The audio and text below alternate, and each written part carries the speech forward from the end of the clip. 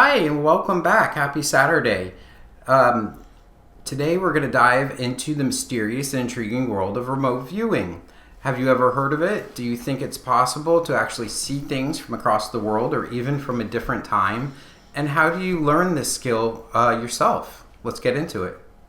Remote viewing is the practice of perceiving or describing details about a distant or unseen target using what's often called extrasensory perception, or just your intuition.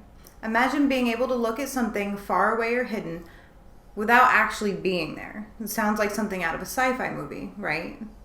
But it's been studied in real life by the military, by scientists, and even spiritual seekers. What do people use remote viewing for? I've heard it's been used for like a variety of reasons.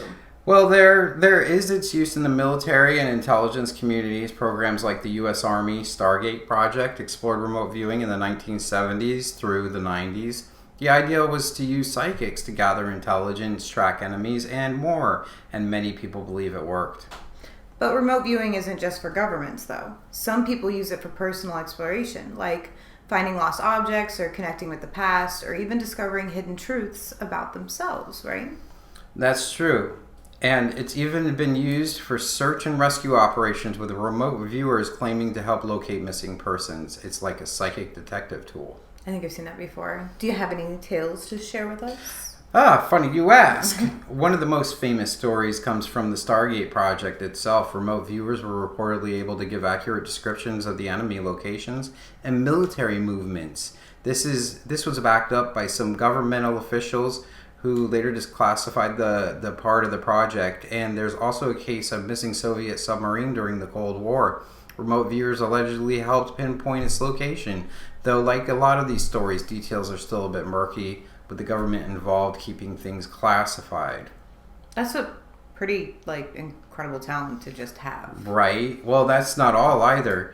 There are even psychic detectives out there who claim to have solved cases using remote viewing, helping to find missing persons, describing crime scenes they've never visited. It's pretty wild. That is pretty wild, actually.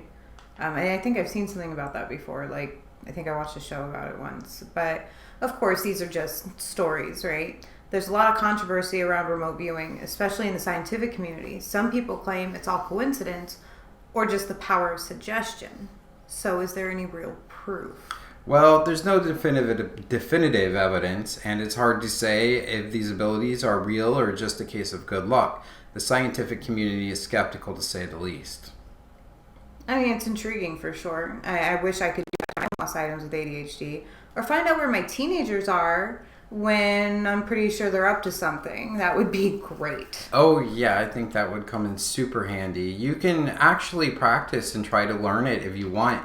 Step 1 is meditation. Many believe that clearing your mind is key to tapping into those abilities. Get comfortable with being still and focusing your energy inward. It's all about trusting your intuition. Step 2 is to learn a structured technique like coordinate remote viewing, or CRV for short. This method involves using specific coordinates to focus your mind on a target.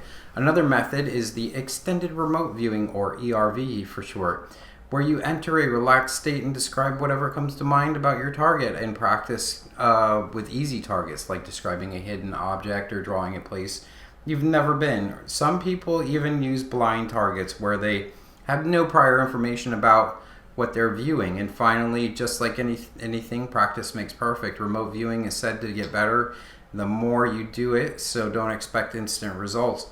But with practice, you might start to notice a shift in your perception. Do you think remote viewing is real? Yes, 100%. It's up to you to decide. Some people swear by it, while others think it's all just coincidence or trick of the mind. It's a fascinating, mysterious practice that's as much about belief as it is about skill. So would you ever try remote viewing? Have you ever had an experience that felt a little otherworldly? Let me know in the comments below. That's all for today. Don't forget to like and subscribe. Hit the bell for more content on all things weird, spooky, or even out of this world. I'll see you next time. Bye. Goodbye.